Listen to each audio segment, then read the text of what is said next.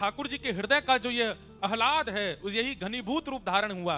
और ठाकुर जी ने जैसे ही स्वयं को प्रतिबिंब में देखा उस समय, तभी देखा तप्त कांचन गौरांगी श्री राधे वृंदावनेश्वरी, सामने प्रतिबिंब में किशोरी जी दिखने लगी। ठाकुर जी ने वही स्वरूप वहीं स्थिर कर दिया और श्री वृषभानु गोप के यहाँ बरसाने में ठाकुर जी का ही प्रतिबिंब स्वरूप, ठाकुर जी का ही आनंद स्वरूप, ठाकुर जी का ही दया कृपा करुणा और आह्लादनी स्वरूप श्री राधा रानी का प्रादुर्भाव हो गया, श्री किशोरी जी प्रकट हो गए।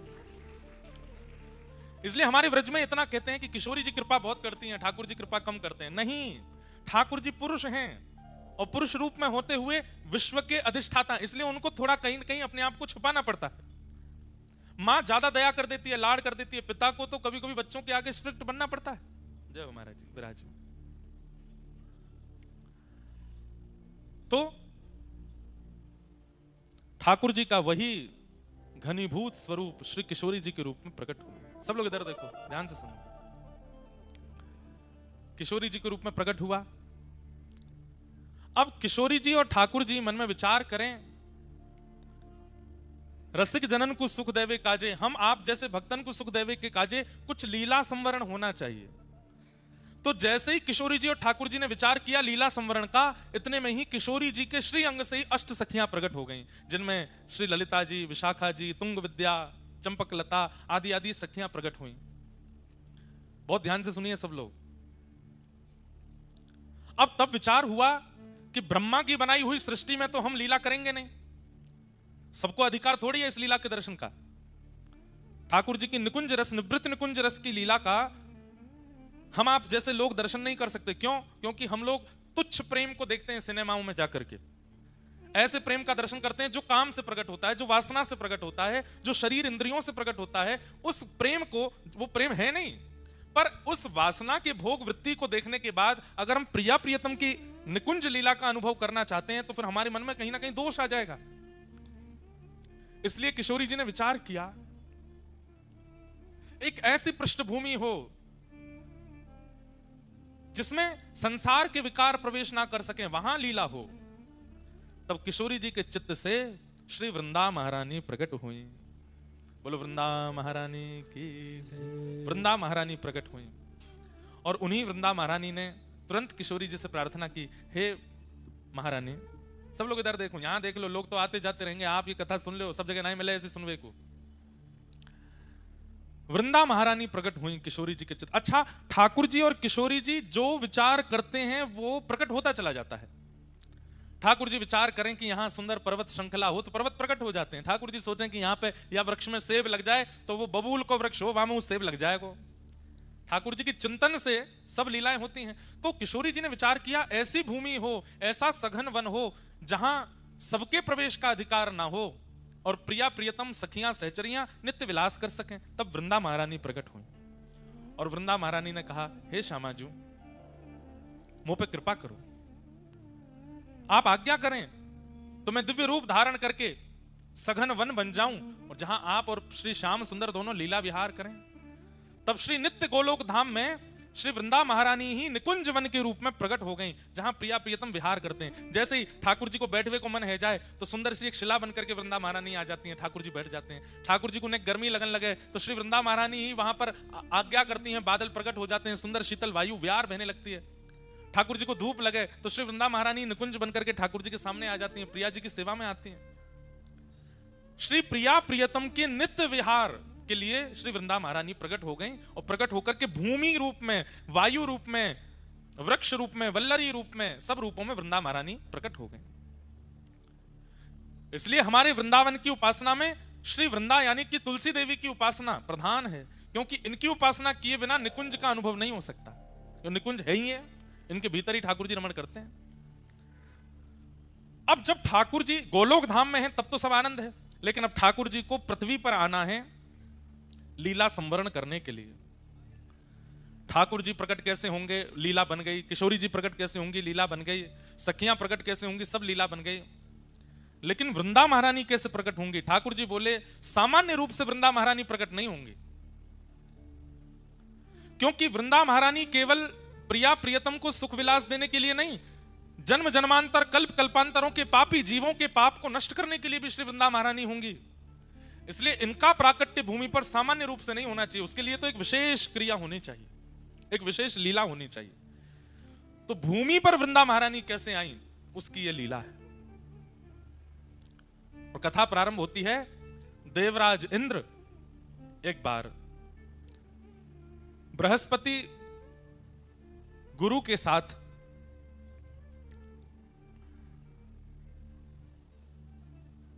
महादेव के दर्शन के लिए प्रस्थान करते हैं।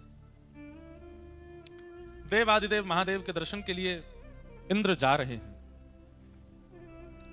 और तभी महादेव ने मन में विचार किया कि हमारे दर्शन के लिए देवराज इंद्र आ रहा है, गुरु बृहस्पति के साथ आ रहा है, इसकी परीक्षा लेनी चाहिए, ये हमारे दर्शन का अधिकारी है कि नहीं।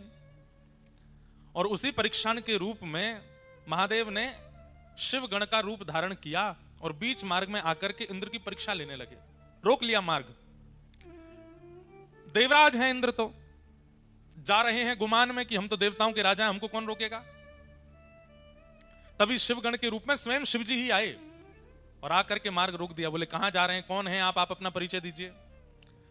तो कई बार ऐसा होता है बंधुओं, बड़े लोगों से पूछ लें, बहुत प्रसिद्ध लोगों से अगर पूछ लेते हैं ना कि आप कौन हो, तो उनको बड़ी अपनी तौहीन लगती है। प्रसिद्ध लोगों को ऐसा लगता है कि हमसे ये क्यों पूछा कि हम कौन हैं। इसलिए प्रसिद्ध लोग अपने आसपास 15-20 लोग भी रखते हैं, तुम बता देना कौन है हम, हमको नहीं बताना पड़े अपना परिचय। बंधुओं, कभी आपसे कोई पूछ ले आप कौन हो, तो आप कैसे परिचय दो। दासानुदास, ठाकुर जी की कृपा अभिलाषी, श्री प्रिया जी की कृपा की किंकरी पाना चाहते हैं, उनके दासों के चरणों के, उनके दासों के दासों के दास हैं, हम अमुक शहर से हैं, हमारा अमुक नाम है, ऐसा करके बता देना चाहिए। नाम वाम बहुत देर में बताना चाहिए। स्वयं का स्पष्ट परिचय नहीं देना चाहिए, और दें भी तो उसमें अत्यंत दैन्य के साथ देना चाहिए। दैन्य मतलब बहुत झुक करके, बहुत दीन बन करके अपना परिचय देना चाहिए। हम वो बात अलग है कि अब आप अमेरिका जा रहे हो, एम्बेसी में पूछ लिया जाए व्हाट्स योर नेम, अब आप वहां कहो दासानुदास कृपानु आदि आदि तो वहां तो स्थिति के अनुसार कोई राह चलता व्यक्ति पूछ ले, बस में बगल में बैठा व्यक्ति पूछ ले, फ्लाइट का व्यक्ति पूछ ले, ट्रेन में कोई पूछ ले, किसी नगर का कोई व्यक्ति पूछ ले, तो क्या अपना परिचय दो। बोले हम तो किशोरी जी के दास हैं। ये सीखना चाहिए हमें संतों से। एक बार वृंदावन में एक संत थे, उस समय सोशल मीडिया नहीं था, फोन भी नहीं थे, उस समय की बात। उन संत का इतना प्रचार हो गया पूरे भारत में कि भैया वृंदावन में एक संत रहते हैं, अमुक नाम के संत हैं, और भैया उनका स्वभाव, उनका विचार, उनकी शैली, उनकी बोली, उनका रूप, उनकी कुटिया, उनकी सेवा सब देखने लायक है। ऐसा लगता है कि कोई साक्षात ठाकुर जी का परम भक्त हो।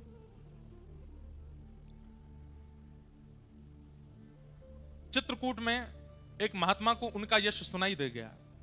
ध्यान से सुनिएगा। उस समय सोशल मीडिया आदि थे नहीं, गाड़ी बस भी नहीं थी, तांगे चलते थे, और दूर दूर से लोग बहुत मुश्किल से वृंदावन आ पाते थे। तो चित्रकूट में किसी संत ने उनकी जब महिमा सुनी, तो उन्होंने मन में सोचा कि भाई प्राण कब तक तन में रहेंगे, उससे पहले वृंदावन जाके इन महापुरुष का दर्शन कर लेना चाहिए। चित्रकूट से निकले, महीनों चल करके वृंदावन आए। वृंदावन जैसे ही पहुंचे, बिहारी जी के दर्शन की, राधा रमण जी की, राधा वल्लभ जी के दर्शन की इच्छा बाद में थी, पहले उन महात्मा को देखना है, उनके दर्शन करने हैं। संभवतः हरे राम बाबा नाम था उनका, जो वृंदावन के महात्मा थे। तो जगह जगह पूछ रहे थे, भैया वो महात्मा जी कहाँ रहते। अच्छा, वो परिक्रमा मार्ग में चले जाओ, सीधे जाएंगे तो पानी घाट के बाद में यमुना जी के तट पर बाबा की कुटिया है। बोला अच्छा।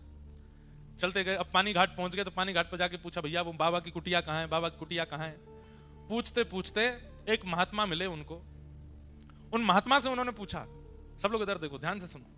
बोले भैया वो वृंदावन के एक महात्मा, उनकी कुटिया कहाँ है। तो वृंदावन के वो महात्मा बोले, अच्छा उन बाबा के दर्शन करने। बोले हाँ, मैं अभी थोड़ी देर में वहीं जाने वाला हूं, उनके पास ही, आप चाहो तो मेरे साथ चल देना। बोले हाँ भैया, हम तो वैसे भी अपरिचित होंगे, तो हमसे तो मिलेंगे भी नहीं, आपका परिचय होगा तो आपके माध्यम से हम मिल लेंगे।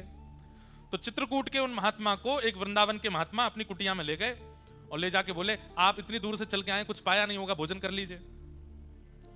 हाँ भैया, थोड़ा सा कुछ पवा दो। तो बढ़िया सुंदर टिक्कर बनाए अपने हाथों से, और टिक्कर बना करके सब्जी दाल रोटी जो भी थी सब उनको पवाया। प्रसाद पाने के बाद वो चित्रकूट वाले महात्मा बोले, भैया अब हमारा पेट भर गया, अब चलें महात्मा के दर्शन कर लें। बोले अभी तो आपने इतना प्रसाद पाया है, थक गए होंगे, थोड़े पौड़ जाओ, आपके हाथ पैर दबा दूं। अरे नहीं नहीं, हमको नहीं पौड़ना, हमको तो उनके दर्शन करने। अरे 10-15 मिनट में पौड़ जाओ मतलब नहीं, लेट जाओ। जबरदस्ती वो चित्रकूट के महात्मा को लिटा दिया। अब उनके पैर दबाने लगे, पैरों में घी की मालिश करें, कभी उनको पंखा जलें, उनके शरीर पर इत्र लगावें, हाथ दबावें, कमर दबावें, कोठा दबावें। वो चित्रकूट के महात्मा तो इतने आनंद में आ गए, सो गए। 20-25 मिनट, आधा घंटा के लिए नींद लग गई। जब आंख खुली तो कोई और महात्मा वहां खड़े थे, वो नहीं थे जो पहले से वहां थे, तो कोई और महात्मा वहां खड़े थे। तो खड़े हुए, अरे भैया वो कहां है बाबा जिनकी कुटिया है? बोले वो ठाकुर जी की सेवा में गए अंदर। अरे भैया हमको इतना पवा दिया, फिर सुला दिया, हम तो चित्रकूट से आए थे हरिराम बाबा का दर्शन करने के लिए, सुबह से व्याकुल, पर ये महात्मा जी देखो इतना बढ़िया प्रसाद पवाया, जबरदस्ती सुबह के मेरे हाथ पांव ऐसे बढ़िया दबाए कि मैं सो ही गया। तो दूसरा महात्मा हंसने लगा, बोले आप जिनकी कुटिया में बैठे हैं और जिनके हाथ से प्रसाद पाए, जिनके हाथ से सेवा कराएं, यही हरिराम बाबा हैं। ये इतनी देर से जो आपकी सेवा कर रहे हैं, ये वही महात्मा है जिनके दर्शन को आप आए हो। तो चित्रकूट के महात्मा इतने व्याकुल हो गए, चरणों में गिर गए। बोले बाबा हमने आपसे पूछा हरिराम बाबा के यहाँ जाना है, तो आप बोले कि हम भी वहीं जाएंगे, आ जाओ कुटिया में चलो।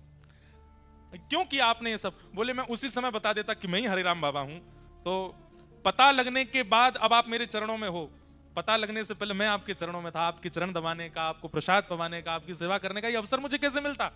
इसलिए मैंने अपना परिचय नहीं दिया। चित्रकूट के महात्मा बोले जितना मैंने सुना था, जैसा मैंने अनुभव किया था, वो प्रैक्टिकली मैंने देख लिया कि आप कितने ऊंचे महात्मा, आपकी स्थिति क्या।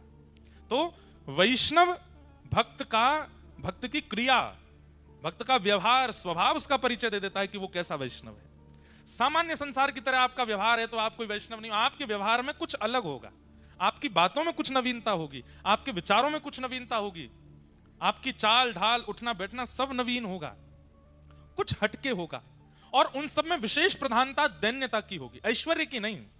ऐश्वर्य की प्रधानता संसारी जीव में होती है, पर दैन्यता की प्रधानता भक्त जीव में होती है। उसके दीनता दिखेगी आपको उसके व्यवहार में।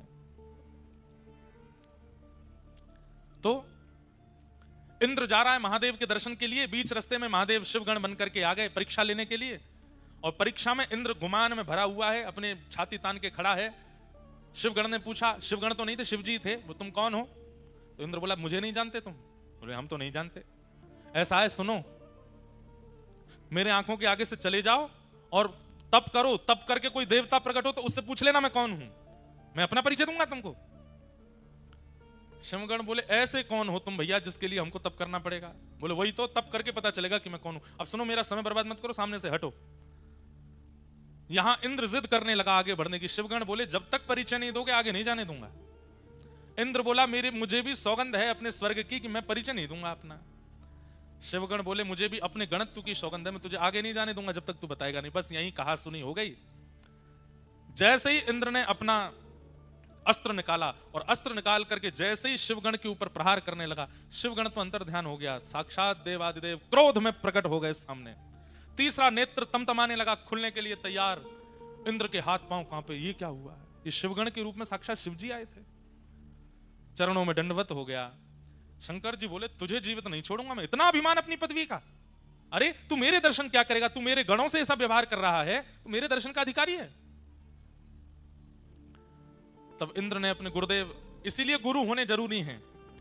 कई बार शिष्य की नैया डूब रही हो तो गुरु जी बचा लेते हैं। गुरु बृहस्पति ने महादेव से कहा, गुरुदेव हे देवादिदेव, ये तो सामान, आप तो जानते हैं इंद्र कैसा है, क्रोध मत कीजिए। 33 कोटि देवताओं के ऊपर इसका राज है, अगर इसे कुछ हो गया तो फिर स्वर्ग देव राजा विहीन हो जाएगा, दैत्य चढ़ाई कर देंगे। हे महादेव आप कृपा करो। तो महादेव का श्वास थोड़ी सी कम पड़ी और जैसे तैसे करके बोले गुरु की वजह से बच रहा है तू, नहीं तो आज तेरे प्राण पखेरु उड़ जाते। बृहस्पति बोले आप बस शांत हो जाओ, आप कुछ कहो मत। महादेव बोले कि अब मैं तो कुछ नहीं कहूंगा, लेकिन जो मेरे अंदर क्रोध प्रकट हो गया है वो बिना निकले मानेगा नहीं, उसे कहां भेजूं? बोले महाराज पृथ्वी में भेज देंगे तो प्रलय आ जाएगा, आकाश में डाल देंगे तो आकाश का भेदन हो जाएगा, लोक सब नष्ट हो जाएंगे। अथाह स्वरूप समुद्र का है, आप समुद्र में अपने क्रोध को विसर्जित कर दीजिए। तब महादेव ने अपना तीसरा नेत्र खोल करके उस प्रकट क्रोध को समुद्र में विलीन किया।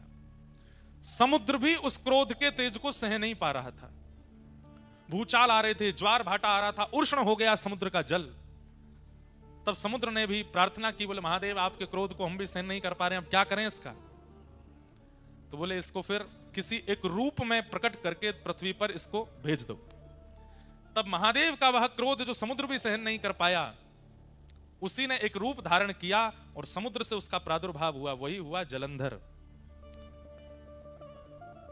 जलंधर इतना खतरनाक था कि महाराज देवता दैत्य सब थरथर कांपते थे उससे। महादेव का क्रोध है। जलंधर का विवाह हुआ वृंदा नाम की कन्या से। जलंधर वैसे ही इतना शक्तिशाली था, लेकिन वृंदा जैसी पतिव्रता पत्नी प्राप्त होने के कारण जलंधर का तेज, जलंधर का ऐश्वर्य, जलंधर का साम्राज्य और ज्यादा प्रगाढ़ होता चला गया। पतिव्रता नारी है वृंदा, अपने पति को परमेश्वर मानती है, और उसके पातिव्रत के कारण जलंधर का जो बल है वो वैसे ही इतना बलवान था, लेकिन पत्नी के पातिव्रत के कारण वो और बलवान हो गया। इसलिए संसार में सबसे बड़ा व्रत यदि कोई है तो वो पातिव्रत है, पत्नी व्रत, पतिव्रत। यदि कोई व्यक्ति पतिव्रत का पालन करे, माताएं और भाई लोग पत्नी व्रत का पालन कर लें, कुछ नहीं करना, ना भूखा रहना है ना प्यासा रहना, खूब चकाचक खाओ पियो आनंद करो, बस एक के ही रहो। अगर आपने ये निश्चय कर लिया तो आप संसार की किसी भी स्थिति को पार कर सकते हैं। अरे कहां तक कहें, अगर यमराज आ गए पति को लेने के लिए और पत्नी पातिव्रत धर्म का पालन करती है, भले ही पति में लाख दुर्गुण हैं, लेकिन पत्नी पातिव्रत नियम से रहती है, तो उस समय यमराज भी अगर पति को लेने आएंगे तो यमराज भी उसके पति को छू नहीं सकते, पहले पत्नी से आज्ञा लेंगे, हम ले जा सकते हैं इसको। कौन पत्नी चाहेगी कि मेरा पति जाए? कोई नहीं चाहती। सीधी बात, यमराज भी पति का स्पर्श नहीं कर सकते अगर पत्नी पतिव्रता है तो। पत्नी का स्पर्श यमराज नहीं कर सकते अगर पति पत्नी व्रता है तो। इतना बड़ा व्रत है। हम दुनिया भर के व्रत करते हैं, पर इस व्रत में कहीं ना कहीं छूट जा रहे हैं। अब सुनिए, वृंदा का ऐसा पातिव्रत, पर देवताओं ने विचार किया ये पतिव्रता है, ये बहुत अच्छी बात है, पर ये जानते हुए भी कि पति कितना दुष्ट है, फिर भी पत्नी पतिव्रता है। तो ब्रह्मा आदि देवताओं ने कहा कि बोल भैया, वृंदा अपने पतिव्रत का पालन नहीं तोड़ सकती। तो ब्रह्मा जी से सब देवताओं ने कहा आप जाकर के जलंधर को समझाइए, वो आए दिन देवताओं पर आक्रमण करता है, यज्ञों का विध्वंस करता है। ब्रह्मा जी बोले मैं जाता हूं। ब्रह्मा जी गए जलंधर को समझाने के लिए। जलंधर ने ब्रह्मा जी के ही गला पकड़ लिया, इतना बलवान कि चतुरानन ब्रह्मा जी का गला पकड़ लिया, चारों आंखों से आंसू निकल आए। ब्रह्मा जी हाथ छुड़ा के भागे, युद्ध छिड़ गया देवता और जलंधर के बीच में। ब्रह्मा जी हार गए। देवताओं ने जाकर के प्रार्थना की, देवादिदेव महादेव शंकर जी से बोले महाराज आप कुछ करो। महादेव बोले मुझसे ही प्रकट हुआ है वो, और अपने से प्रकट हुए को मैं कैसे नष्ट कर सकता हूं, मैं तो नष्ट नहीं करूंगा उसको। तब ब्रह्मा जी ने मन में विचार किया कि ये शिव भक्त है बहुत बड़ा, और इसके बल में कटौती तभी आएगी जब इससे कोई शिवापराध बनेगा। ये शंकर जी का अपराध करे तब इसके बल में कटौती आएगी। तो बोले क्या करें? तो नारद जी को बुलाया, नारद जी को भेज दिया, बोले जलंधर के जाकर के कैसे भी शिवापराध कराओ। नारद जी महाराज बोले अभी करते हैं। नारद जी कौन है? स्पेशल रूप से एक प्रकार से देवताओं के डायरेक्टर हैं। ऐसी संरचना करते हैं मूवी की, फिल्म की, ऐसी स्क्रिप्ट लिखते हैं महाराज, अगर देवताओं में भी कभी अवार्ड फंक्शन होता होगा तो बेस्ट डायरेक्टर अवार्ड मिलता होगा नारद जी को। सब जगह ऐसी स्क्रिप्ट तैयार करते हैं। अब क्या किया, नारद जी पहुंच गए जलंधर के पास। जलंधर ने बड़ा स्वागत किया, आइए आइए आइए नारद जी। नारद जी सबके प्यारे हैं, दैत्यों के भी प्रिय हैं, देवताओं के भी प्रिय हैं, सबको प्रिय लगते हैं। नारद जी महाराज पहुंचे। नारद जी ने जाकर के कहा जलंधर तुम्हारे पास सब कुछ है। श्री सोमनाथ महादेव की जय। हमारे अर्पण महाराज जी सोमनाथ महाप्रभु हमारे सोमनाथ महादेव के श्री चरणों से पधारे हैं, आपको बारंबार प्रणाम। द्वारिकाधीश भी पधारेंगे, सोमनाथ जी भी आ गए, डाकोर जी भी आएंगे, सब आएंगे कथा में। और आचार्य स्वरूप में, वहां के प्रतिनिधि स्वरूप में, वहां के पुजारी जी, वहां के विद्वान जन ही यहाँ आकर के प्रतिनिधित्व करेंगे। प्रेम से सब लोग कहो श्री सोमनाथ महादेव की जय। हमारे अर्पण महाराज जी खूब स्नेह मानते हैं और जब कभी भी गुजरात में कहीं कथा का क्रम होता है तो कृपा करके पधारते हैं महादेव का प्रसाद लेकर के। आपको बारंबार प्रणाम वंदन। कथा सुनिए सब लोग। नारद जी महाराज से देवताओं ने कहा आप कुछ करो। बोले क्या करना है? बोले जलंधर से शिवापराध कराओ। जब तक ये शिव जी का अपराध नहीं करेगा तब तक इसको हराना मुश्किल है। तो अच्छा, शंकर जी भी कह चुके हैं कि मैं इसको मारूंगा नहीं। क्यों? क्योंकि मुझसे ही प्रकट हुआ है। देवताओं ने कहा कैसे भी करके इससे शिवापराध बने, और इससे शिवापराध बनेगा तो शंकर जी को आना पड़ेगा इससे युद्ध करने के लिए, और शंकर जी आएंगे तो इसका नाश निश्चित हो जाएगा। नारद जी बोले ये तो हमारे बाएं हाथ का खेल अभी करते हैं। तुरंत पहुंच गए। नारद जी जैसे ही पहुंचे जलंधर ने प्रणाम किया। पूरी सभा खड़ी होकर के दंडवत करने लगी। जय हो नारद जी महाराज को प्रणाम।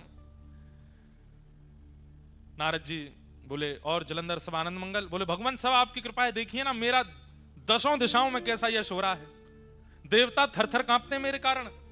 मैं स्वर्ग की ओर दृष्टि कर लेता हूं तो स्वर्ग में भूचाल आ जाता है। मैं चाह जाऊं तो समुद्र में लहरें नहीं आती।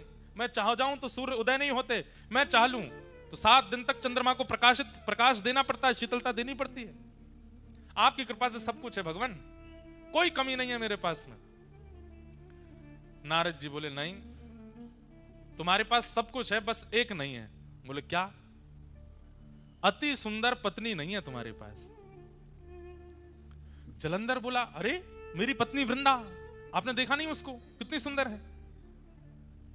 बोले ठीक है सुंदर है तुम्हारी वृंदा पत्नी, पर इससे भी लाख गुना ज्यादा सुंदर एक है, वो तुम्हारे पास नहीं है। जलंधर तुरंत खड़ा हो गया। किसके पास है आप कहिए, और आप यहीं बैठे रहिएगा, मैं अभी लेके आऊंगा। बोले देव आदिदेव महादेव के बगल में विराजमान श्री पार्वती जी, वो है सबसे सुंदर। जलंधर पहले तो रुक गया। वे तो मेरे इष्ट हैं, मुझे उन्होंने प्रकट किया है, मैं उनकी पत्नी कैसे ला सकता हूं। जैसे ये थोड़ा संकोच में आया, नारद जी उठने लगे। बोले हमको पता था अभी तुम्हारी इतने दिग्गज नहीं हुए तुम। ठीक है तुम्हारा बल है, तुम्हारा प्रकाश है, तुम योग्य हो, पर इतने अभी नहीं हुए हो। नहीं नहीं नहीं नहीं, आप रुकिए बैठिए। मेरे इष्ट हैं तो क्या हुआ, सब पर विजय प्राप्त कर ली, अब इष्ट पर ही विजय प्राप्त करूंगा। और तुरंत महाराज अपनी तलवार सेना लेकर के सीधा, सबसे पहले तो उसने शुंभ निशुंभ को भेजा। जाओ जाकर के महादेव से कह दो मैं उनकी बड़ी प्रार्थना करता हूं, मैं उनको बहुत मानता हूं, मुझे युद्ध नहीं करना। वे मेरे राजी राजी अपनी पत्नी मुझे हवाले कर दें, मैं युद्ध नहीं करूंगा। शुंभ निशुंभ गए, प्रतीक्षा करता रहा। 5-6 दिन हो गए। पूछा बोले भैया कहां है हमारे वो दोनों गण गए थे? तो बोले वो लौट के ही नहीं आए, महादेव ने मार दिया उनको। अच्छा, इसका मतलब ये भयभीत नहीं है मेरे प्रकोप से, मेरे बल से, मुझे बताना पड़ेगा। और तुरंत महादेव पर भी चढ़ाई कर दी, युद्ध करने लगा। महादेव से युद्ध करने लगा। है तो स्वयं महादेव का ही तेज, महादेव का ही क्रोध। अब यहां महादेव के अंदर भी क्रोध है, और वह क्रोध किससे लड़ रहा है? अपने ही उतने ही बलशाली क्रोध से लड़ रहा है। जितना बल, जितना पराक्रम, जितना तेज, जितना योग्य महादेव का क्रोध है, उतना ही योग्य तो वह भी है, क्योंकि वो वही तो है जिससे वो लड़ रहे हैं। महादेव लड़ते लड़ते बोले भैया ये हमारा क्रोध ही तो है, दोनों 100 नंबर के ही हैं हमारे अंदर जो क्रोध है, और ये वही एक ही बात है। ये 1% भी कम हो तो इससे युद्ध किया जाए, ये पूर्ण परिपूर्ण वही है जो मेरे अंदर क्रोध है। तब सब देवता बोले अब तो एक ही उपाय है। बोले क्या? नारायण के पास चलो। तब शंख चक्र गदा पद्मधारी नारायण के पास गए और कहा भगवान अब आपको युद्ध भूमि में आना पड़ेगा, आप ही इसका नाश कर सकते हो। ब्रह्मा जी भी कर चुके, महादेव तो कर ही रहे हैं, अब आप और आओ। नारायण बोले अभी आते। शंख चक्र गदा पद्म धारण करके चतुर्भुज रूपधारी जैसे ही नारायण प्रकट हुए, जलंधर ने जैसे ही नारायण भगवान का दर्शन किया, तुरंत अस्त्र शस्त्र छोड़ दिए, चरणों में गिर गया। बोले जय हो जीजा जी प्रणाम। भगवान बोले ये क्या बोला? अब हमारे ठाकुर जी तो बड़े करुणावतार हैं, जैसे ही जीजा जी कहा ठाकुर जी ने तो अस्त्र शस्त्र अंदर ध्यान कर दिए। बोले भैया सब देवताओं क्षमा करो, बोले क्यों? साले साहब हैं हमारे।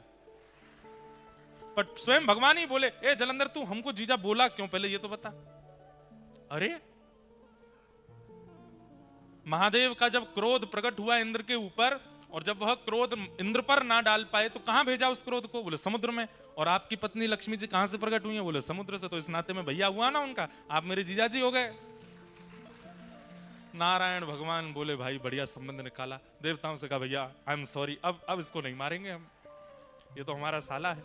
अच्छा, उसने जीजाजी कहकर के प्रणाम जो किया तो लक्ष्मी भी प्रकट हो गई। अरे मेरे भैया, देवता तो बड़े भयभीत हो गए, बोले कि भाई अब क्या होगा। तुरंत ले गए नारायण भगवान को अपने घर में जाकर के स्थापित कर दिया। जलंधर ने पत्नी से कहा, देवी तुम नित्य मेरी आराधना करती हो, अपना पातिव्रत धर्म का पालन करती हो, अब उसमें इनकी भी आराधना करो। अब जलंधर की स्थिति हो गई, वो और ज्यादा बलशाली हो गया। क्यों? नारायण कृपा हो गई उसके ऊपर। सब देवता बोले भैया, सब प्रकार के तरीके अपना लिए, कोई काम नहीं आया। तब देवताओं ने भगवान की स्तुति गाई और कहा, भगवान अगर इसका नाश नहीं हुआ तो पृथ्वी नष्ट हो जाएगी कुछ दिनों में। पृथ्वी नष्ट नहीं, आप विचार कीजिए, जो अपने इष्ट अपने प्रकटकर्ता महादेव से युद्ध करने के लिए खड़ा हो सकता है, कल को वो आपसे युद्ध नहीं करेगा? अरे इसका बल जितना बढ़ता चला जाएगा, ये उतना ही अपने आप को श्रेष्ठ मानता हुआ सब पर हावी हो जाएगा, और एक दिन भगवान पदवी प्राप्त करने के लिए भी कुछ भी कर बैठेगा। इसका नष्ट करना बहुत जरूरी है। तो भगवान ने मूल बात बताई। क्या बात? ध्यान से सुनिएगा। बोले ना तो महादेव का क्रोध इसके काम आ रहा है, ना ही ब्रह्मा जी की कृपा इसके काम आ रही है, ना ही मेरे इसके घर में विराजने से इसका बल बढ़ रहा है। इसके बल का मूल स्रोत है इसकी पत्नी का पातिव्रत। देवताओं को भगवान ने समझा दिया। बोले कितना बड़ा व्रत है पातिव्रत। एक पत्नी यदि पतिव्रता हो जाती है तो तीनों देव लग जाते हैं उसको हराने में, लेकिन उस व्यक्ति का बाल बांका नहीं कर पाते। ये पातिव्रत का बल है, और इसका पातिव्रत जब तक नष्ट नहीं होगा तब तक इसका कुछ नहीं बिगाड़ पाएंगे। पातिव्रत नष्ट नहीं करना है, पर अगर व्रत से किसी गलत व्यक्ति का बल बढ़ रहा है तो उस व्रत को समाप्त करना पड़ता है। क्या करें? तो भगवान बोले अब हमको वृंदा को उसके पातिव्रत का फल देना है। और पातिव्रत का फल क्या है? कि पति रूप में साक्षात ठाकुर जी प्राप्त हो जाएं। ये पातिव्रत का फल है। और पातिव्रत के फल के रूप में जलंधर का रूप धारण करके स्वयं श्रीमन नारायण वृंदा के समीप आ गए। बंधुओं, ये वृंदा का पातिव्रत का फल मिला है उसको, कि सामान्य पति नहीं है, जिसके लिए मीराबाई कहती हैं, ऐसे बर को बरे जो जन्मे और मर जाए, बलहारी श्री गोपाल जी, बर बर श्री गोपाल जी, जासो चुड़ लो मैं हुए जाए। श्री गोपाल जी पति बन करके आ जाएं, ये तो मीराबाई की इच्छा है। इसके लिए मीराबाई कितनी रोई हैं, कितनी पीड़ा में रही है, तब जाकर के ठाकुर जी ने उनको वो फल दिया। आज वृंदा को वो फल क्यों दे रहे हैं? क्योंकि उसका पातिव्रत श्रेष्ठ है। और भगवान ही जलंधर के रूप में आकर के वृंदा के सामने खड़े हो गए, और जैसे ही अपने पति के अलावा अन्य की चरणों में प्रणाम करके उनका तिलक किया, उनकी आरती उतार करके, न्यौछावर करके, जल उबार करके, प्रसाद पवा करके उच्छिष्ट पाया, वहां जलंधर जिसके लिए वो पातिव्रत करती थी उसका बल क्षीण होने लगा। क्यों? क्योंकि अब एक प्रकार से जिसके लिए व्रत था, जिसके लिए नियम था, जिसको निहारती थी, जिसके लिए सब कुछ करती थी, वो तो अब ठाकुर जी बन के आ गए ना, तो ठाकुर जी के लिए हो गया। जैसे ही ठाकुर जी के लिए व्रत हुआ, जलंधर के लिए जो व्रत हो रहा था उसका नाश हो गया, और वहां रणभूमि में देवताओं के द्वारा जलंधर का वध हो गया। जलंधर का सर धड़ से अलग हुआ, और सर से धड़ से सर अलग होकर के सीधा आके पड़ा वृंदा की गोद में। जैसे ही अपने हाथ में गोद अपने पति का मुख देखा, देख करके विचलित हो गई। सामने देखा तो सामने जलंधर बैठा है और गोद में देखा तो मुखमंडल है। तुरंत रोने लगी, आप कौन हैं, मुझे अपना रूप दिखाइए। तुरंत शंख चक्र पद्मधारी ठाकुर जी प्रकट हो गए। वृंदा, तेरे पातिव्रत से प्रसन्न होकर के मैंने तुझे फल दिया, तेरे पति रूप में मैं ही आया हूं। वृंदा बोली, मेरा सौभाग्य कि आप मेरे पति रूप में आए, लेकिन आप छल करके क्यों आए?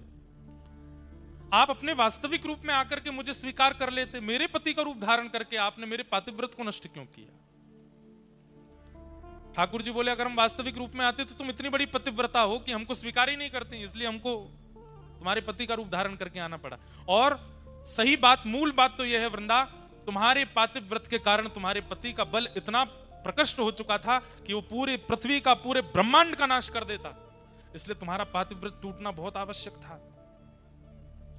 वृंदा बोली, आपने मेरा पातिव्रत नष्ट कर दिया। बोले जी, अब मैं आपको श्राप देती हूं। क्या? कि आप पत्थर बन जाओ, आप एक शिला का रूप धारण कर लो। भगवान बोले, तब भी हम तुम्हें तो नहीं छोड़ेंगे, तुम भी एक तुलसी का पौधा बन जाओ।